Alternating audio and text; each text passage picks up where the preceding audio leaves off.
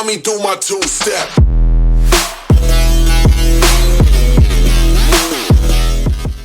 Assalamualaikum warahmatullahi wabarakatuh. Perkenalkan, nama saya Muhammad Haji Febrianto, NIM PIN 01-19043 dari Sastra Daerah Angkatan 2019.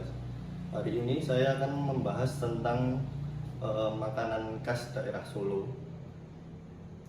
Pada hari Senin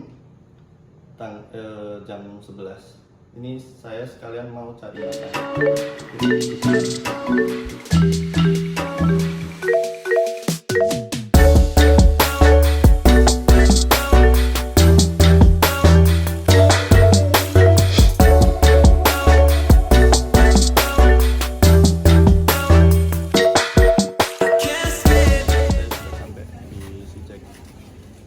Jalan Dr. Ajuman, cabang Panularan. Mari kita coba susu.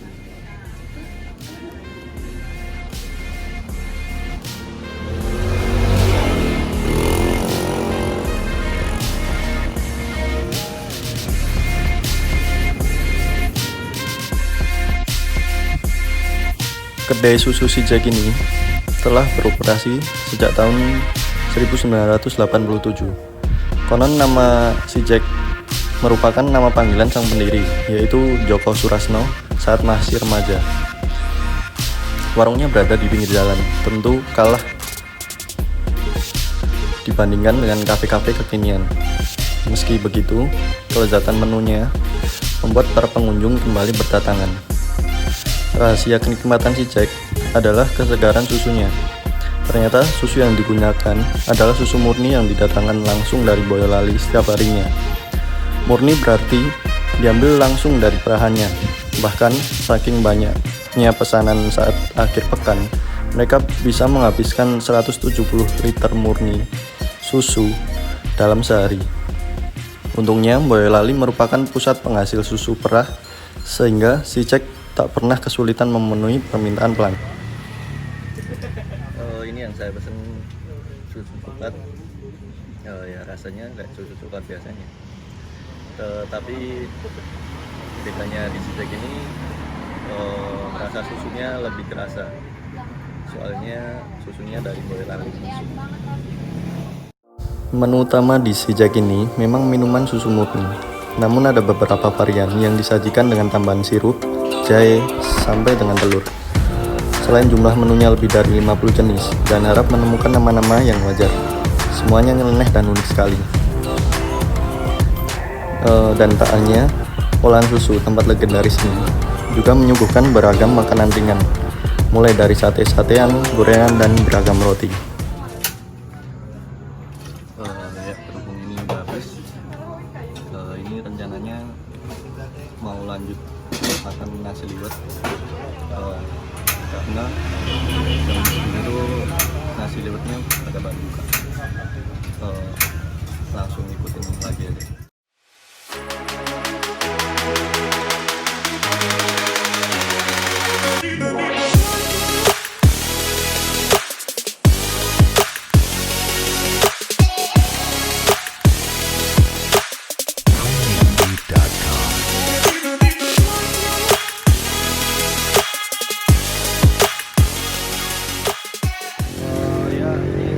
Sampai di nasi liwet Bali. Ini saya baru pesan. Nanti kita lihat deh.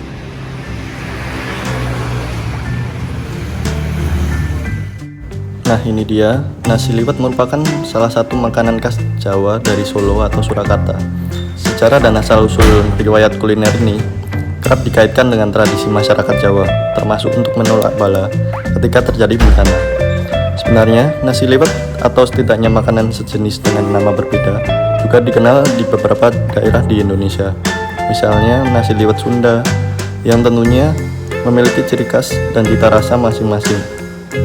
Dalam satu paket nasi liwet Solo biasanya terdiri dari beberapa bagian, antara lain nasi gurih, suiran ayam, sayur labu siam, telur rebus, sambal goreng ati, tempe, dan tahu bacem. Nah, kemudian ini adalah cabuk ramba. Umumnya cabuk ramba bisa ditemukan di penjual nasi liwet Solo. sebagai panganan sela atau camilan tradisional. Porsinya memang imut sehingga tidak terlalu mengenyangkan. Satu porsi cabuk rambak itu sendiri berisi irisan ketupat yang disiram saus berwarna coklat pucat terbuat dari wijen dan parutan kelapa yang disangrai.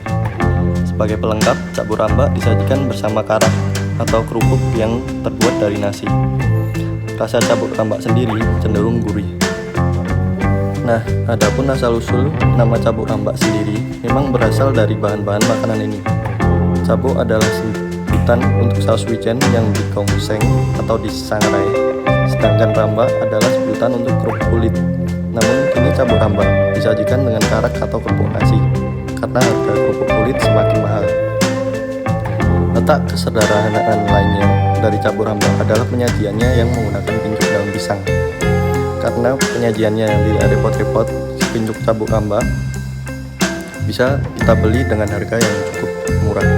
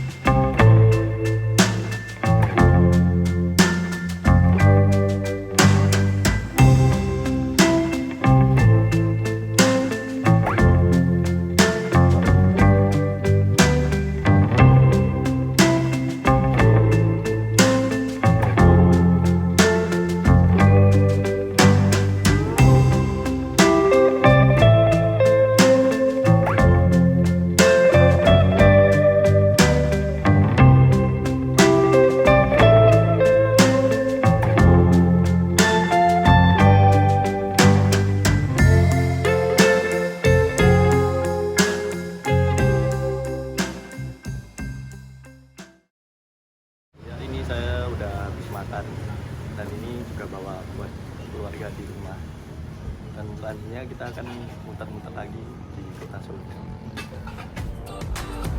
Nah, yang di depan ini adalah gerbang dari alun-alun Kidul atau alun-alun selatan. Di alun-alun Kidul terdapat kandang kebo Kiai Slamet, gerbong kereta jenazah, dan gerbong kereta api pesiar. Yang selanjutnya ini adalah bagian dalam dari Keraton Kasunanan Surakarta yang terletak di pusat kota Solo, Kelurahan Baluwati, Kecamatan Pasar Kliwon. Pembangunan keraton dilakukan dari tahun 1743 hingga 1745. Konstruksi bangunan keraton menggunakan bahan kayu jati yang diperoleh dari alas kedu di dekat kota Wonogiri.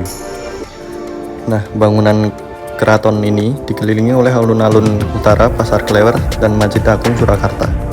Selanjutnya ada Jalan Brigadir Jenderal Slamet Riyadi. Adalah salah satu jalan raya utama di kota Solo yang pernah dinobatkan sebagai jalan terpanjang se-Asia Tenggara. Jalan ini memanjang ke timur mulai dari Tugu Purwosari hingga Bundaran Geladak. Jalan Slamet Riyadi ini menjelma menjadi sebuah nama jalan yang sangat aktif di kota Solo, bahkan mungkin di seluruh Indonesia. Banyak kegiatan dan event diadakan di sini, menjadikan Jalan Slamet Riyadi pantas disebut sebagai sarana umum yang manfaatnya benar-benar dapat dirasakan oleh masyarakat.